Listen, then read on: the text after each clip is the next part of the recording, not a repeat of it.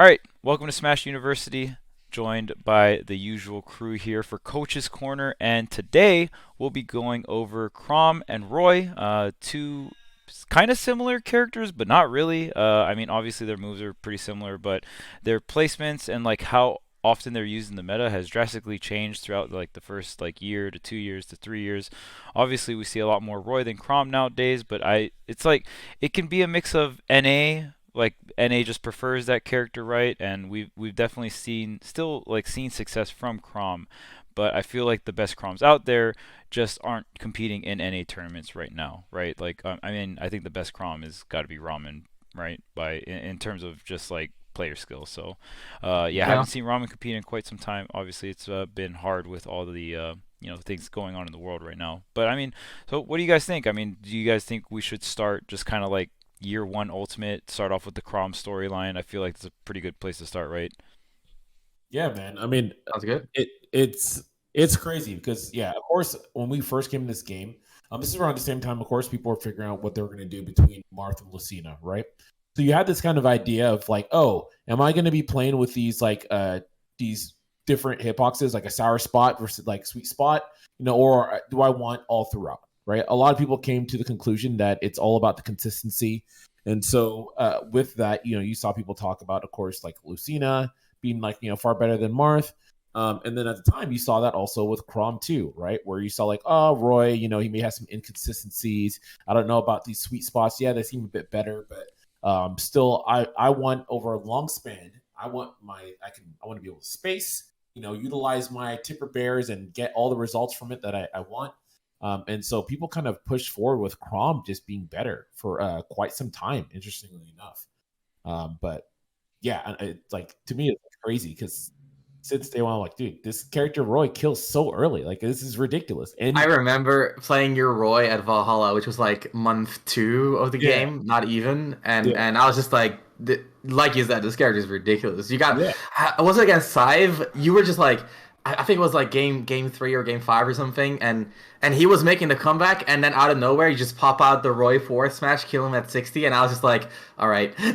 this character's better than Chrom. Yeah, it was not okay. He was destroying me, and literally, like, I brought it back last one, and literally, yeah, he was like at 60%, and like it was like a center stage almost, and I'm like, he keeps doing this one habit with this drift, and I'm just gonna hit him, and he's gonna die for Yeah. it, and it shouldn't happen, but it will, But it's crazy the power that character has, and but yeah, see at this time, people obviously had the Chroma side at the time too that people were really focused on. People weren't as good at two framing and edge guarding, so you had a lot of situations as well where people were like, "Oh, well, he has drift and he can up B you and you can just die instantly." So everyone was so consumed with these factors about Chrome. My recollection of the narrative for Chrom was back originally in the demo. It was kind of a hushed whispers kind of thing where there was only so many players who could play Ultimate, and so everyone was pretty much just waiting bated breath. When you did play it, you had to wait hours to get in a match. My recollection is of I think it was Zero who said Chrom might be the worst character in the entirety of Ultimate.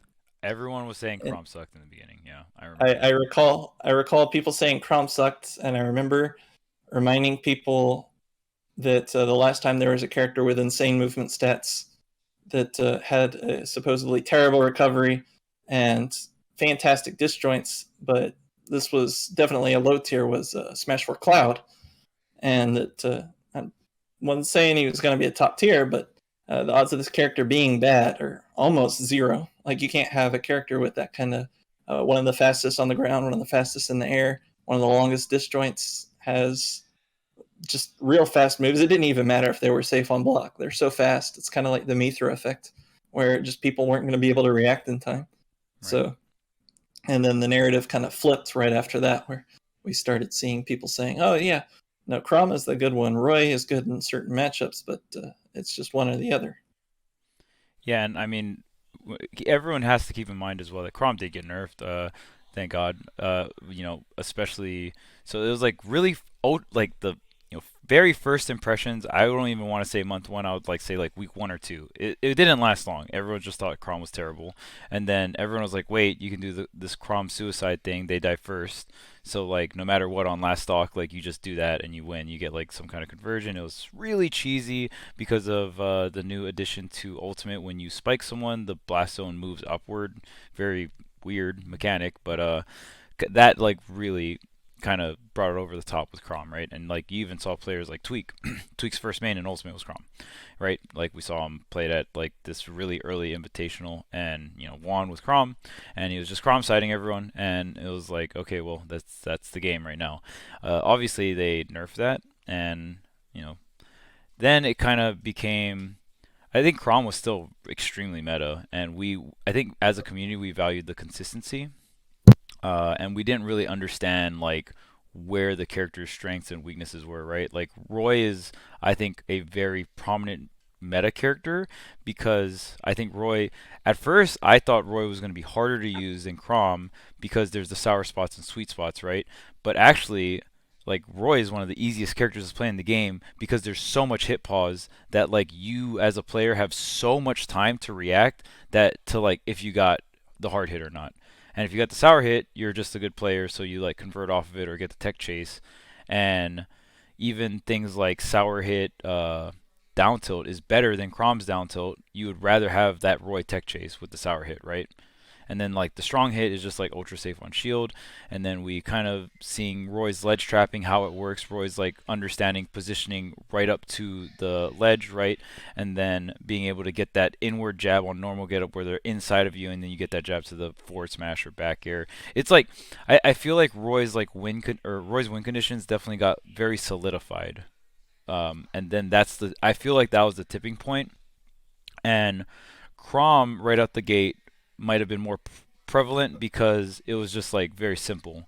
It's like you just have consistency, right? Like all your hits just the combos don't really alter too much, and you just even like for ledge trapping and stuff, there was no like, oh, I have to like jab here or do this. It was kind of just like, oh well, forward tilt like gets you if you hang on the ledge too long and stuff like that, right? So yeah, and eh, as the meta went on as well, people just got better at edgeguarding Chrom.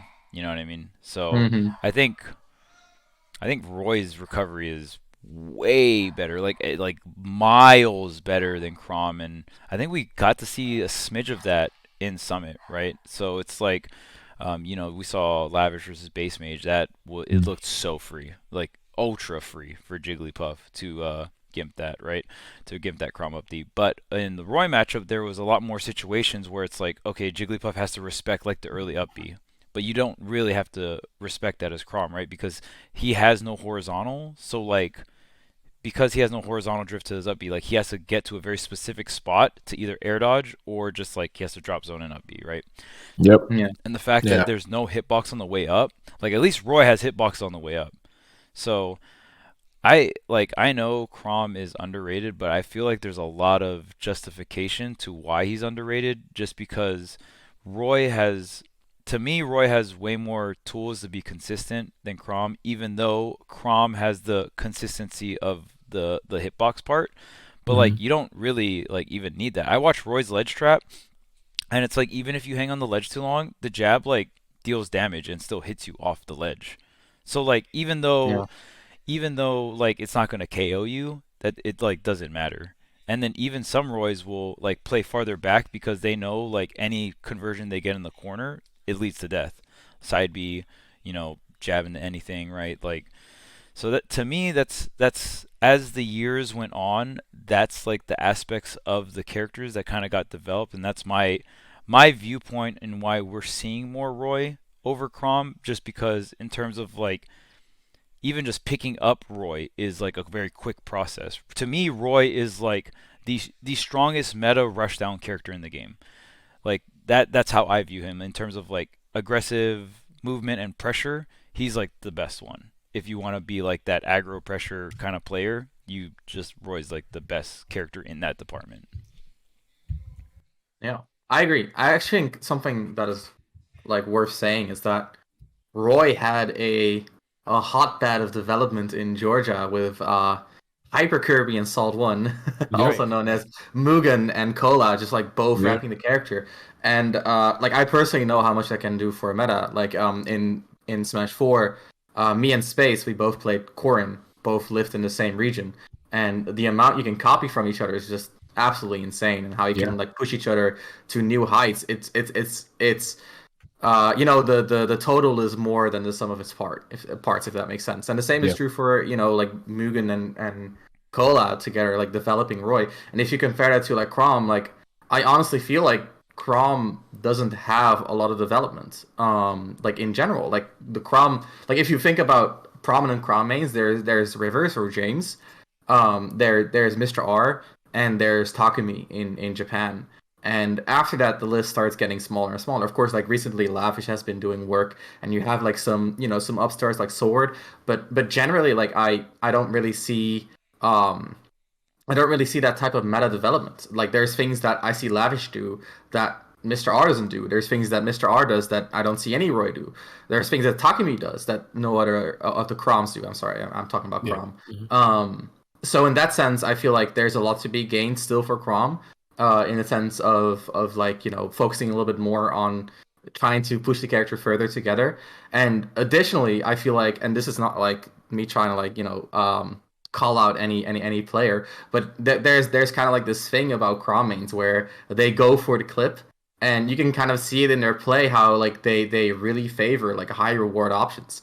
Like something that a lot of Chrom mains will do, or Chrom mains specifically, is like the forward air up air from ledge. Because if you hit it, you get forward air, back air, up air, forward air, or Dream. something like that, right? It's like like 60%, and then I'm like, okay, well, sure, it has high reward, but at the same time, like you're risking your entire stock because you're playing Chrom.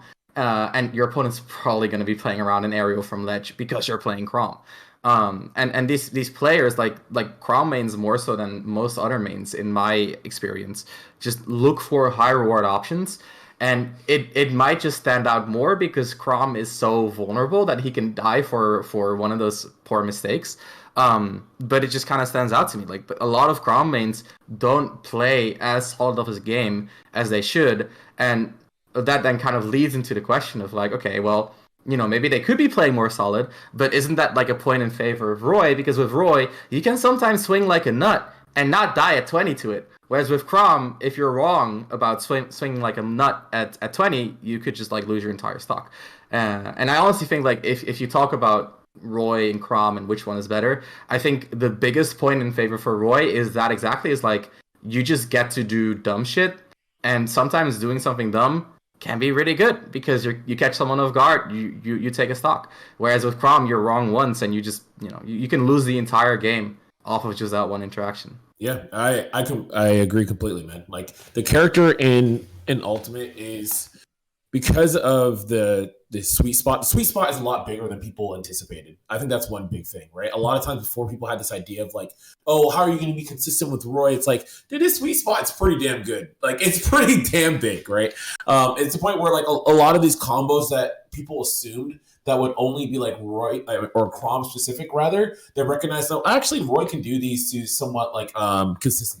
I mean, even the recent development. Well, I say recent because I see like Lavish now is doing it a lot, and you see actually a couple Roys now are doing it too. But the jab nair, right, doing extension, right, something that people knew a long time ago, but they weren't really implementing it in their actual play until recently. And even that, right, a lot of times people were like, oh well, Chrom can do this, but Roy can't. It's too hard. You're going to end up getting sour spots. And yet Roy's have been able to find success with it, right? And then able to get the timing. And they're like, oh, actually, this is not as hard a space as you would think, even for Roy. And that's just the common trend there, right? Roy just has that less risk. Because even if he like quote unquote miss spaces or he goes in and tries to pressure, he actually gets safer because he's closer and he hits a sweet spot. When he's far away, the sour spots are still good enough where they're still safe. And then he also doesn't have the risk of just the edge guarding, right? He doesn't have to deal with that. It's not as volatile in comparison to Chrom.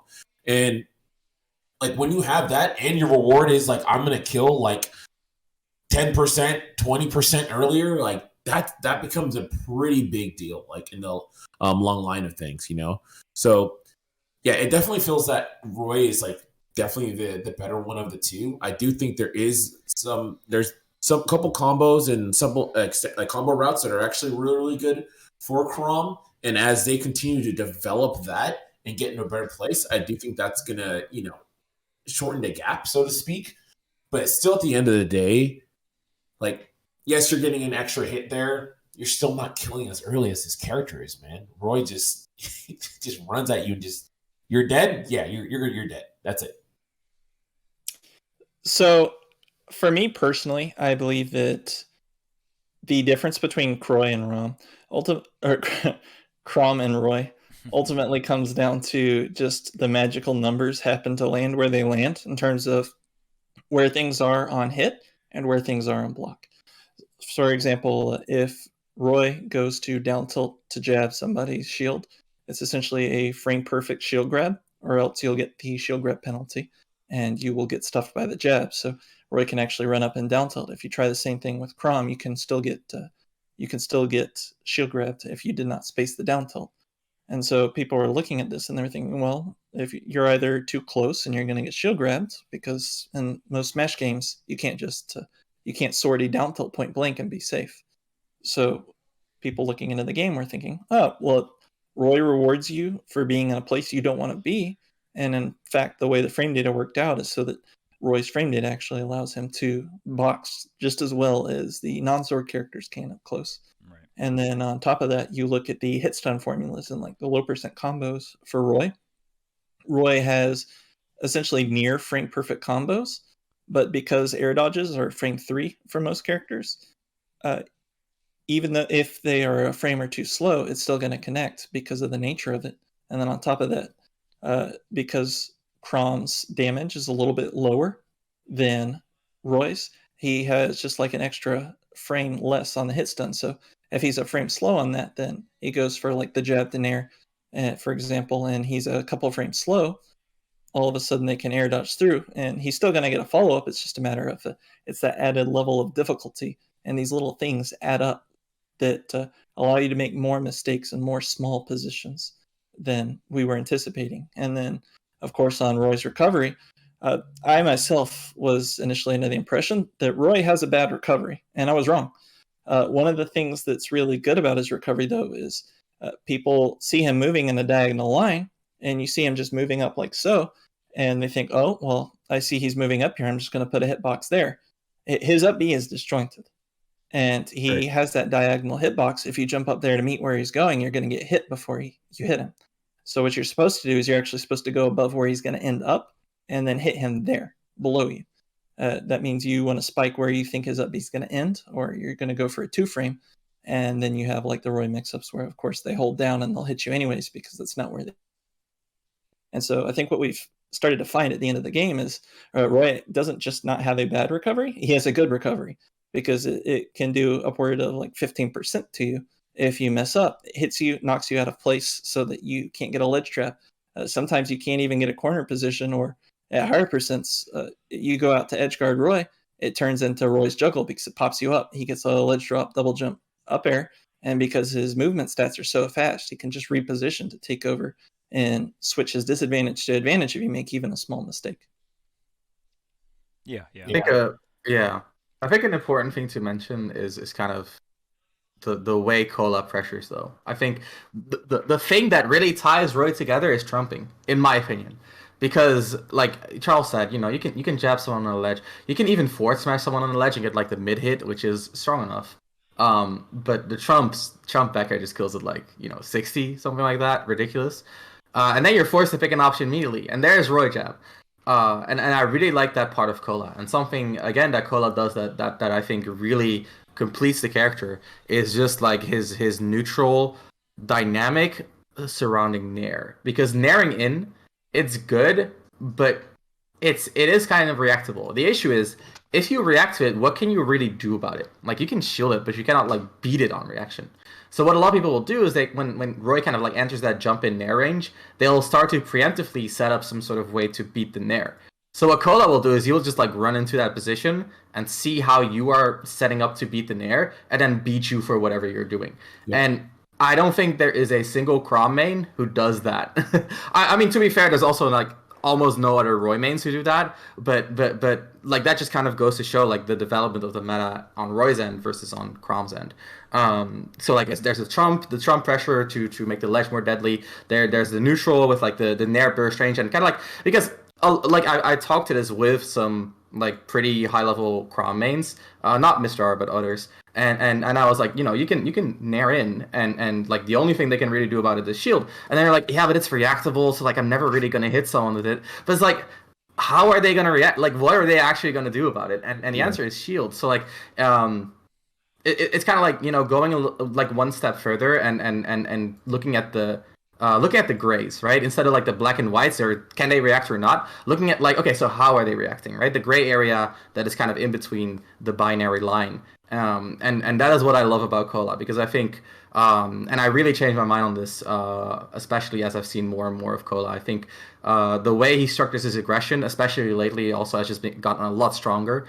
And his combination of because here's the thing, right? Let me go one step back before I make a conclusion. I think Kola is not an aggressive player. I think he looks very aggressive because he throws out hitboxes, but like him whiffing in there, like if anything, that's just a bait. It's just like I'm gonna whiff something. It doesn't matter because I'm Roy. Like if you try to punish me, you're probably gonna end up next to me, which is where I want to be. And from there, like he just has so many like feints and baits in his game plan. Like look at Kola. How often is he gonna dash up shield against his opponents? Like that's 99% of his approach, or dash up shield, and then after like shielding for like a brief second, he does like a rising nair. And like the rising nair is safe because you fast follow, you get like a landing hit. The rising hit anti-airs, so it's like an approach that is defensive that also puts out a hitbox. And if you try to play around the nair burst range, he's gonna use that room to corner you or pressure you. And it's like the way he balances his aggression, his defense, his feints, his patience, his observations. It's just really really solid. And this is kind of like to me kind of like my main opinion on this topic. I think Chrom can do the same. It's just that Chrom mains are focusing on different areas of the game, which, in my opinion, at this point, are just less relevant. And then you can get into like what Chrom can do better with that game style than Roy. Like for example, grab combos, right? So like something like down throw up air. For Roy at a certain point starts turning into like a tipper. And of course, like, tippers are not the worst, blah blah. But like if you get a down throw rising up air, tipper, like you're not gonna get much out of that. But Roy converts it into a full Chrom converts it into a full juggle. Down throw up air, not a tipper, gets a full juggle out of it. If the opponent's on a ledge, he doesn't need to trump, right? So he has, in that sense, he has a little bit more of a solid ledge trap. Jab forward smash, way more consistent. Down tilt, also more consistent. I mean, you prefer the Roy down tilt weak hit, like Charles said, but it only starts putting you into tumble at higher percents. So for Chrom, like you can get that tech chase way earlier without the like less safe nature of having to get into close range. So in that sense, like there are things that Chrom does better. It's just that I think a lot of Chrom mains haven't really paused to kind of like, and I mean it sounds a little bit absurd, but like copy Kola and then change in ways that fit Chrom better. I think that's basically where you want to go with the meta of the character. Yeah, I definitely agree with that. And like, yeah, I love that you are calling out Cola's like fancy. Like sometimes people just like, oh man, look at these Roys just swinging at the air, right? But it's like you put that stuff out there for a reason, right? It's not just like, oh, I'm just mashing on this button. Look at me, right? A lot of times you do this because these are the base there, right? Or like you see them swinging so much that you just you get accustomed to that nature or that tempo. And like they're suggesting a certain tempo to you, and they utilize that, and then they stop slightly a bit, right? And those little changes are the reason why. Yeah, they keep running at me like a clown, but for some reason I keep getting hit, and I don't know why, right? It's because the timing's being changed, and you're getting baited, and you don't know it, right? So, and for me, like, I still think he's a very aggressive player. To me, I feel like that's what like true aggressive players, like at a top level, I feel like you have to add that in. Like you have to have the feints and the baits and be like moving around that space. I think that's very, very important. I think a lot of people don't account for that at times.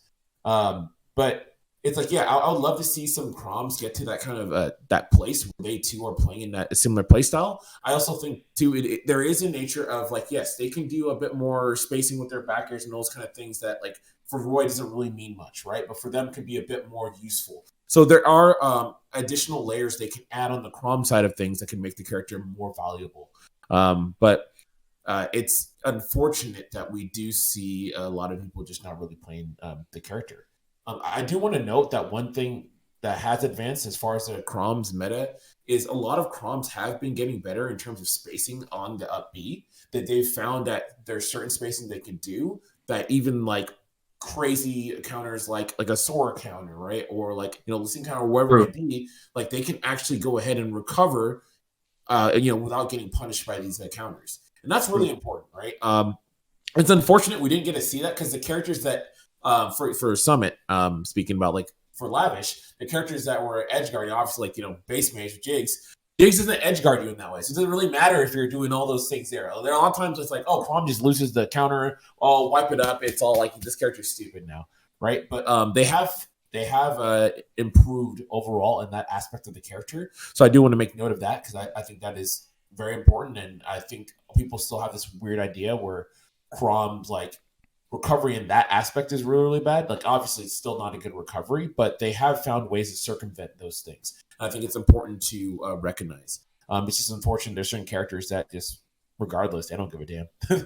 they're edge guarding them anyways, right? And we saw the 3 stock from base mage, so you know how it is.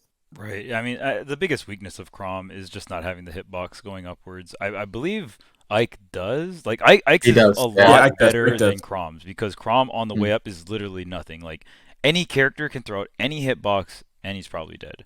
Because of that, Chrom has to recover at specific heights. At least Ike can like poke the sword up a little bit above sometimes, right? Like there's like that mix. You can go up and over it still, but Chrom's recovery, it's like since you have to sweet spot it in a lot of matchups, then like all of a sudden your opponent tracking your way to that spot gets very predictable, right? And then they'll usually just throw out a hitbox tracking you trying to get to that spot, right? And just hit you with some kind of like drop zone aerial or something like that. And then the only other mix you really got is like some kind of like you got hit on a higher angle, double jump air dodge, directional air dodge to the ledge or something like that. One thing I really want to point out as well is like we've been making these comparisons, right? Like essentially, I think TLDR is like, Chrom has a more predictable recovery, which can really like not so good in specific matchups. I think Roy overall is a more like well-rounded character in terms of matchups, and Chrom can be a little bit more spiky depending on like how good they are at edge guarding him off stage, right? But I think Chrom does bring a lot of different consistency things to the table, like you guys were mentioning earlier. Just there are definitely advantages to have Chrom over Roy, especially like in terms of like ledge trapping and stuff like that. I think Chrom is an amazing ledge trapping character, and with I just feel like so it's honestly hard to say who the best Chrom is. I said Ramen earlier. There's Rivers as well. I think it's pretty much a toss-up between those two. Rivers being Takumi in Japan is Takumi because well. because I mean also basically drop Chrom at the moment. He's focusing on Aegis. Aegis. So I would give it to Takumi out of those 3 at the moment because Mr. R is no longer playing Chrom, but he's definitely up there for sure. Yeah, and like especially I feel like for Japanese players, it's a lot easier to kind of like see where they stand because Japan is so active, right? Like since the nature of Tokyo, like everything's just a lot more condensed, so a lot of their top players just like go to all the locals, right? And like the public transportation's great, right, and stuff like that. So you really get to see like them duke it out with each other, and then unfortunately, with like in Ramen's case, I know he's been focusing on Aegis, but like Ramen's case earlier and even Rivers, they haven't been really able to travel much, right? So yeah, it's. I feel like the Chroms just don't have a lot of experience. But yeah, they don't have as much experience as the Roys do right now.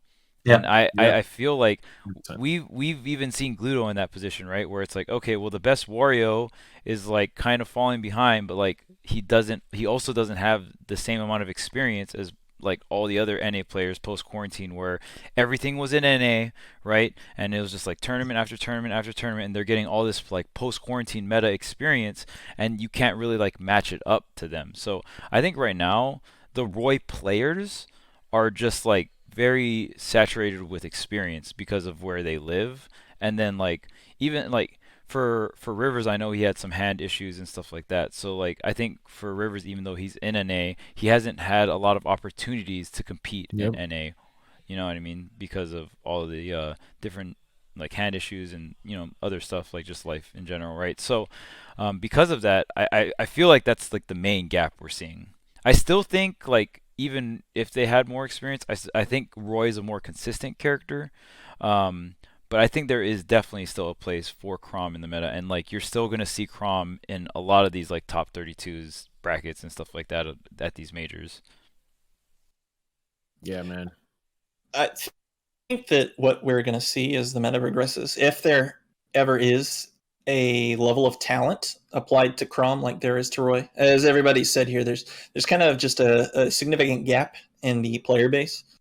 But one thing we do see a lot from the Chrom players who do play is they tend to focus on overshooting. Like you'll see Ramen go for a fair pass, like he's playing Marth, to try and just cut off people's retreats. Goblin will use like up airs to cover people's jumps and then get in that way. And then, as Ramses mentioned earlier, Kola likes to undershoot his aerial so that he's basically just using it to cut off his opponent's moving while ensuring his own movement so that he can move in next to his opponent and then be the second person defending so that he always has a second defender advantage.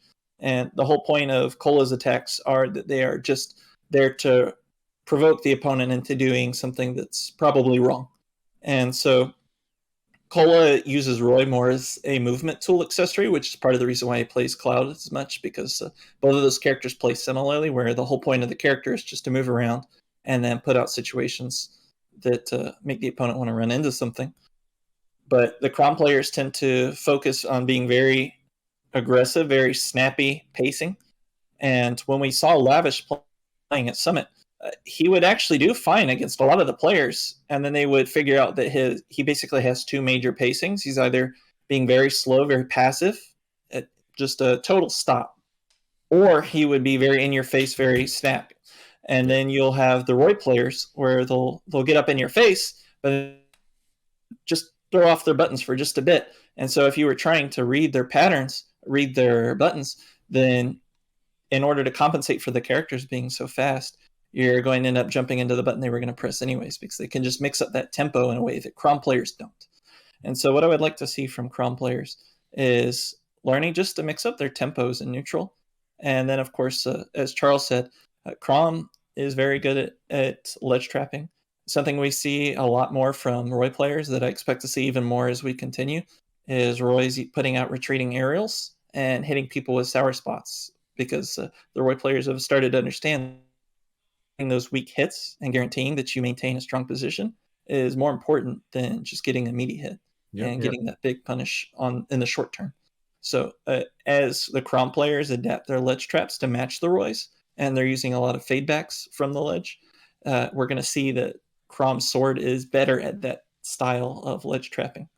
So I'm looking forward to seeing Chrom players advance. I don't know if we will in the time that's left in the game, but I will say that Lavish's coach, Zenodo, is obviously an extremely adept player, very knowledgeable man who has a lot of experience dealing with multiple matchups and character types. So if Lavish is going to learn from help him reach that point, I think Zenodo is one of the people who could.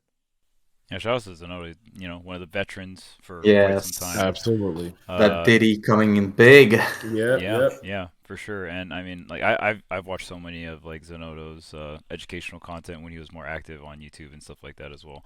Always enjoy that kind of stuff. Mhm. But yeah, another like kind of point I want to bring, we talked about it with the in the Gluto podcast, is I feel like Roy is definitely like so Chrom is more well-rounded in a sense where it's like he doesn't. I feel like his plan A, plan B isn't like we talked about a plan A and a plan B, right? And plan A being like Roy's plan A is kind of more centric around, or at least his ledge trapping.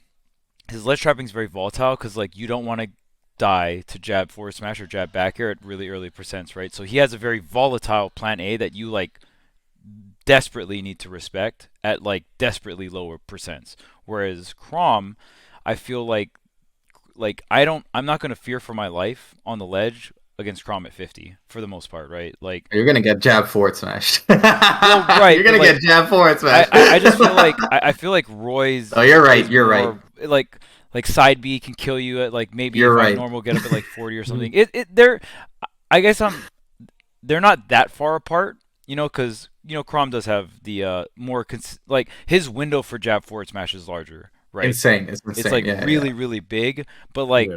Roy's is gonna kill earlier, right? And I feel like Roy can start instilling the fear into his opponent like earlier than Chrom. So I feel like Roy has a stronger like strategy where you can play like the plan A plan B strategy where my plan A is so volatile, right? Like Fox plan A is like falling arrows on block, right? And that that plan A is so volatile because of Fox's stats and like just the way how fast he moves, the threat of dash attack, how fast how he's the craziest like vertical pressure character in the game, right? But then the plan B is light. Like getting grabbed by Fox shouldn't be that bad, but it is when light is putting you in really shitty positions and he like pushes that advantage state really really hard, right? So but like all of a sudden I feel like with characters like that, like I don't know if Chrom has like I feel like every character has like the general like plan A, plan B, plan C. Like these are like my main win conditions, and I can kind of like create a sub win conditions off of said like plan A. But I just don't know in terms of how this meta is going. I don't know if like you want a really volatile plan A to win, or like you're more like Lucina, where like okay, my plan, I have like a bunch of different plans that are really solid, right? But they're none of them are like super fucked up, if that makes sense. Yeah. Whereas like Roy Fox, like these characters are extremely fucked up in one thing, and then you can create like these sub win conditions that aren't as strong. So I don't know what's better. I know there's like so many factors to bring into this, but it to me it feels like maybe these characters with like extremely volatile plan A's to make a really consistent plan B work out might be something that's better moving into this meta. It's so hard to tell because it's based off of player skill, right? Like, if we base everything off player skill and like someone can just play the game like almost perfect, characters like Sheik or just like really ultra neutral characters like should win kind of thing, right? On paper. Mm-hmm. But it just kind of depends on where the skill level is of the player base. Yeah, I mean, I'll just add my little 2 cents in there. I do think that it's better to have that volatile. I think that when you have that volatile plan A, and people have to like they're forced to like kind of move around that, otherwise you just get blown up and that's it. Like it just makes that plan B so much overall better, right? And it's like to a point where like people always have to, they're also get leaning. They're gonna you kind of know how their cards are gonna play because for them like to just like fuck it, I'm just gonna not care about plan A. Like it's so stupid. Like you what you lose from that is so bad that it's like they're almost forced to not do that. Like that mix up is just a very terrible thing for them to look at. You Right? look like a bad player when you lose to someone's Free. like Like it's obvious terrible. plan A, right? Right. Yeah. Like it's like when you get down tilted at Roy, right? And it's like you roll in the corner. Like, what are you doing, dummy? You just lost that 40%, or something ridiculous. Yep. Like, obviously, it's not 40%. It's not going to be in tumble at that point. But like, that's the crazy thing about it, right? It's like it's to the point where it's such a powerful note that already people are limiting their options because they have to respect it that much. Versus something being really good. At the end of the day, it's still you're still in a situation where I can play versus like, how is this player going about this option? And if I get hit by this option once or twice or whatever, like, yeah, it's going to be like, it's pretty heavy, but it's not nearly as bad, right? The onus is on them for the mix up and those kind of things, right? And to figure out what I'm going to be leaning towards versus like, this is just so ridiculous. Like it's almost like an I win button at like, at these like early percents. Like you just have to respect it just to survive to get to the next step.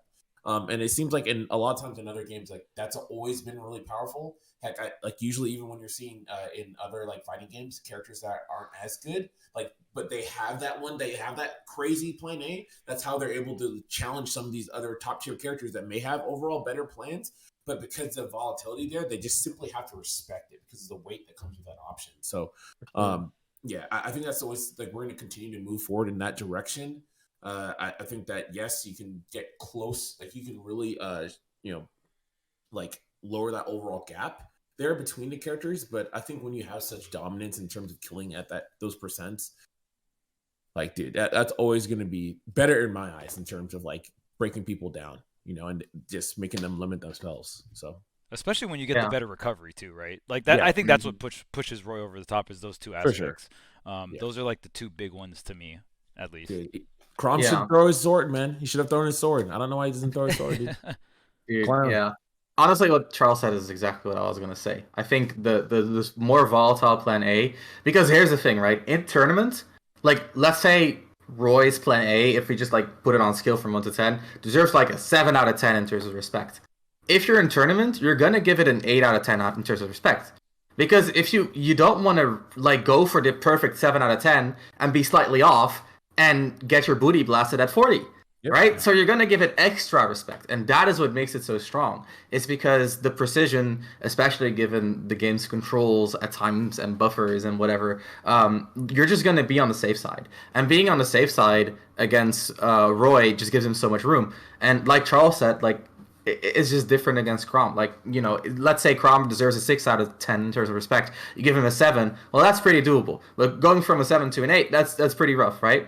A few things I do want to note that I think is important in this discussion is that, like, I was talking about Chrom having like technically better throw conversions, which is true at later percents, a little bit more consistent. Right. He has a few other examples like the down tilt, tumbling at tipper earlier, which is really solid because his forward smash also always sweet spots. So he can actually start like, stealing away stocks in through down tilt and neutral a lot more easily. Jab forward smash is a big one as well. And something that I feel people don't really talk about regarding Chrom is that if Chrom has a stock lead, you're basically screwed because every time you try to gimp him, no, I don't want to say 50-50ing, but you're close to 50-50ing. And like, let's say you try to like hit an air dodge and he instead goes for an up B, super armors through your down tilt, he can drag you down. Right? And like if he just killed you and you're respawning, you knocked him off stage and you just got suicide at bead, you're done. You're donezo. You're gone. So like in that sense, like that is also like an advantage that Chrom has, but like all these advantages are like super abstract. Like, can you really say whether one is better than the advantage that Roy has? I cannot really say. All I can say is that I agree that the recovery being worse just adds a lot of inconsistency, and what I think is very tangible is that like Chrom players just cannot take as many risks, which also, again, like it reduces the quality of the plan A, right? Because like Roy is volatile in his plan A, but he also needs to take risks to be that volatile, and that is like 2 strikes against Chrom. Like 1, doesn't have the sweet spots, and 2, doesn't have the room to take as many risks. That just makes it less volatile. On the other hand, Chrom has some advantages. Like also something that Chrom has is like he's way better defensively. Like good luck jumping in on Chrom. He's gonna jab you out of the air, get a sweet spot back at you like at any range. Like I like you can make an argument that Chrom does better against like some close quarter characters like something like Peach because of how much better he is defensively at keeping the opponent out. And that's also something that you don't see Chroms abuse because Chroms are playing like Tony said, very snappy, very aggressive, overshooting, stuff like that. And I'm like, just like, make use of your range. Yeah. And to do that, you need to play a little bit more reserved. Another thing that is like super underrated about Chrom is that it's harder to react to his jab DI.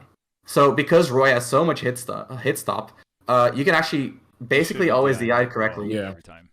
Like, I don't think I've ever missed Roy jab DI on a sweet spot. I've missed Chrom jab DI quite a lot, and I play against Mr. R every fucking week.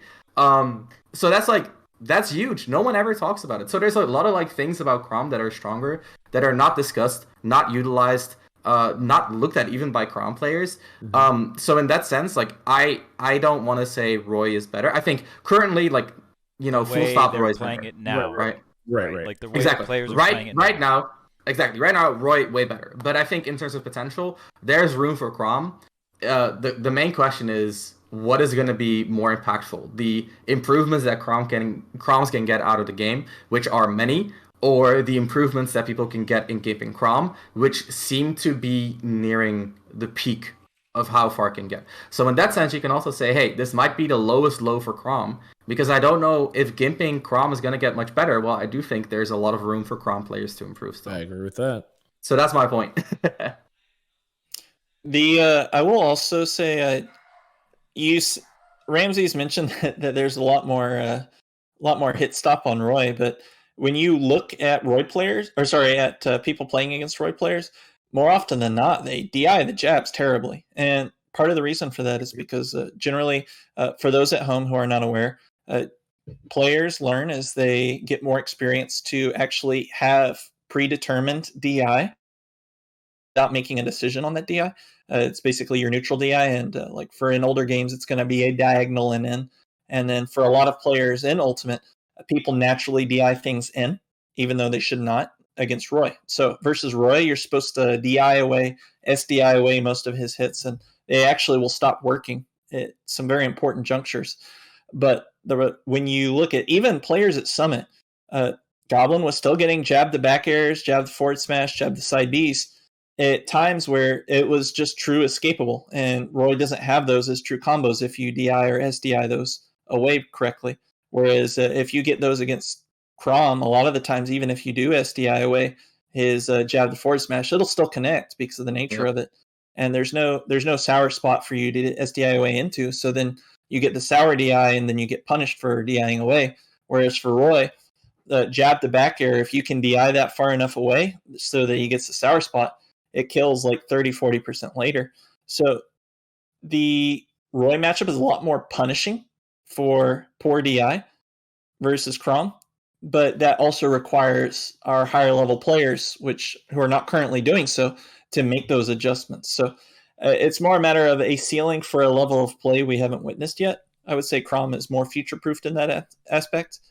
We just need to actually reach the point in which that matters first, I'd say. If we ever do. Yeah, if we ever do. Yeah, if we it's ever do. entirely possible people are still going to be getting hit by jab side B at the end of the game. So Yep. Yeah. And really good points all around. I mean, it's very like it's very easy to say who's better right now. Obviously, in terms of potential, Chroms can be playing a lot different. They can be optimizing, right? And I definitely think they're going to be doing that. And I think the biggest thing is the experience, right? We need a really good talent pool, and the talent pool also has to have the experience to back it up. So, when they go up against these other players, they're not just like it's not just an experience diff, right? Because we've definitely seen situations like that, and yeah, I mean, and that's the hard part about Smash too. It's so hard to like really solidify everything because opportunities in Smash kind of vary depending on where you live, who you know, stuff like that, right? So, yeah, but that's just the way the cookie crumbles. But that is going to be it for us. I hope you guys enjoyed the conversation. Roy and Chrom, obviously very controversial, pretty similar, but very different at the same time. Probably one of the more interesting Echo fighters out there for sure. I agree. Of, like how different they are, but like how the same they are, right? Like they practically have the same moves, but just littered different properties onto them. So hope you guys enjoyed it, and until next time, class dismissed.